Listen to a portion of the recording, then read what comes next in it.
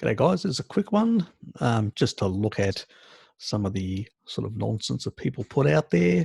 This is one of Thomas's, Thomas DeLauer, just recent one.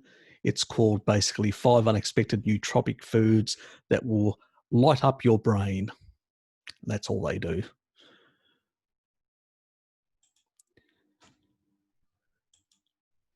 And pretty much these are the ones that he talks about. Green tea, dark chocolate, lion's mane, which is a mushroom, berries, and turmeric. Now, the problem with all these things is, yes, they do have a hormetic effect, but so does exercise, and that's free. So does basically fasting, and that's free. So does basically cold showers, and that's free. So does basically warm showers, and that's free. So does basically sauna, and that can be free depending on whether you've got access to it or stuff like that. So there are plenty of hormetic effects that can basically induce particular fasted exercise can increase brain-derived neurotropic factor. There's a lot of things that can actually improve these sort of things. Why buy all these things? And basically, what are we talking about? We're talking about polyphenols, and we're talking about a whole lot of other substances in these things that basically, are like a slow level toxin or poison or whatever that basically induces a hormetic effect and upregulates these sort of pathways, these intracellular antioxidants like glutathione or many superoxide dismutase and other things like that. So it's like do a bit of damage, which will basically all create a bit of stress, a bit of reactive oxygen species, which will basically then enhance, repair, enhance improvements and stuff like that. So there are cheaper ways. So why bother unless you're selling product, and then yes, you will bother in that regard. So I wouldn't waste my time. Lion's mane is probably the only thing, the mushroom, that seems to have a few extra benefits, but there are many other ways you can actually get the same effects without really paying this sort of money. So my sort of view is don't waste your money, guys. There are better ways of actually getting similar effects than that. We should really look at things that really work, like phosphatidylserine. Really important. I mean, I've spoken about the Israeli studies and how they basically, when it comes to neurodegenerative diseases, they can actually turn off, and this is important, switch off genes that are basically people that have got a genetic predisposition. That is powerful stuff, Where do you find these sort of things? It's in organ meats, in eggs, those sort of things. Phosphatidylcholine, same thing. That's where you find these sort of things, Then on the other hand, you will basically look at things like, phospholipids. Where do you find these? You find them in animal products. You find them primarily in things like eggs, liver. This is what the brain is made of. These are the sort of things we need. Now, let me just show you quickly a couple of others. And I'm not going to go into the actual studies this is just to make a point. So this is sort of copyright, so I can't get access to it. But actually taurine with dealing with amyloid plaques and basically covering that sort of side. Taurine attenuates intracellular calcium and ROS generally induced AB1, more expression of sirtuin-1, We know about the sirtuins, longevity and stuff like that. Our results suggest taurine prevents amyloid, beta amyloid, induced mitochondrial dysfunction by activation of SIRT1. So powerful stuff we're talking about. This study implies that taurine is a protective additive for AD patients. So we're talking about Alzheimer's disease patients. So taurine is very powerful. The biosynthesis of taurine declines with age. We know it drops off dramatically after 65.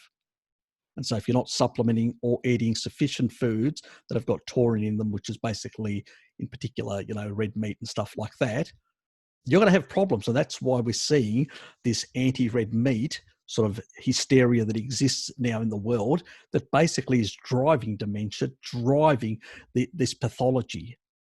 So, this is the sort of stuff that's actually causing a lot of these problems. When we look at basically taurine prevents passive avoidance memory impairment, again, dealing with beta amyloid plaques, dealing with a lot of this sort of stuff, cleaning this sort of stuff without going into the actual studies. I'm going to do one specific on taurine. I'm going to cover everything that it actually does because it is involved in a lot of different things from your gallbladder to everything under the sun. So for heart health, for, to prevent heart hypertrophy and all sorts of things. So it is a powerful amino that is underrated in every single regard. When you look at basically the amount of things where it directly affects these are mouse models. Some of them are actually done where there's humans that are given.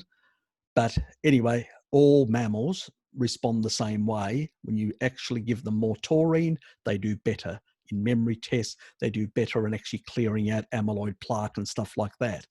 If you really want a healthy brain, you really need to be on a species-appropriate diet. That's what you need to be, not basically taking a whole lot of things that create hormetic stresses.